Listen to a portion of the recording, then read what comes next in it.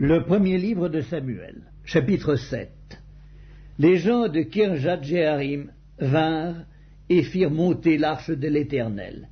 Ils la conduisirent dans la maison d'Abinadab sur la colline, et ils consacrèrent son fils Éléazar pour garder l'arche de l'Éternel. Il s'était passé bien du temps depuis le jour où l'arche avait été déposée à Kirjat-Jéarim. 20 années s'étaient écoulées. Alors toute la maison d'Israël poussa des gémissements vers l'Éternel. Samuel dit à toute la maison d'Israël, « Si c'est de tout votre cœur que vous revenez à l'Éternel, ôtez du milieu de vous les dieux étrangers et les Astartés, dirigez votre cœur vers l'Éternel, et servez-le lui seul, et il vous délivrera de la main des Philistins. » Et les enfants d'Israël ôtèrent du milieu d'eux les Baals et les Astartés, et ils servirent l'Éternel seul.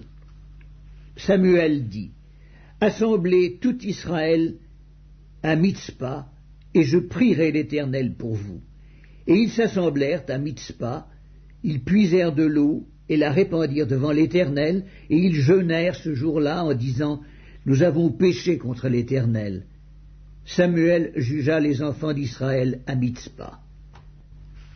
Les Philistins apprirent que les enfants d'Israël s'étaient assemblés à Mitzpa, et les princes des Philistins montèrent contre Israël. À cette nouvelle, les enfants d'Israël eurent peur des Philistins, et ils dirent à Samuel, « Ne cesse point de crier pour nous à l'Éternel, notre Dieu, afin qu'il nous sauve de la main des Philistins. » Samuel prit un agneau de lait, et l'offrit tout entier en holocauste à l'Éternel. Il cria à l'Éternel pour Israël, et l'Éternel l'exauça. Pendant que Samuel offrait l'holocauste, les Philistins s'approchèrent pour attaquer Israël. L'Éternel fit retentir en ce jour son tonnerre sur les Philistins, et les mit en déroute. Ils furent battus devant Israël. Les hommes d'Israël sortirent de Mitzpa, poursuivirent les Philistins, et les battirent jusqu'au-dessous de Beth-Kar. Samuel prit une pierre qu'il plaça entre Mitzpa et Shen, et il l'appela du nom d'Ebenezer en disant, « Jusqu'ici l'Éternel nous a secourus. » Ainsi les Philistins furent humiliés, ils ne vinrent plus sur le territoire d'Israël. La main de l'Éternel fut contre les Philistins pendant toute la vie de Samuel. Les villes que les Philistins avaient prises sur Israël retournèrent à Israël, depuis Écron jusqu'à Gath avec leur territoire.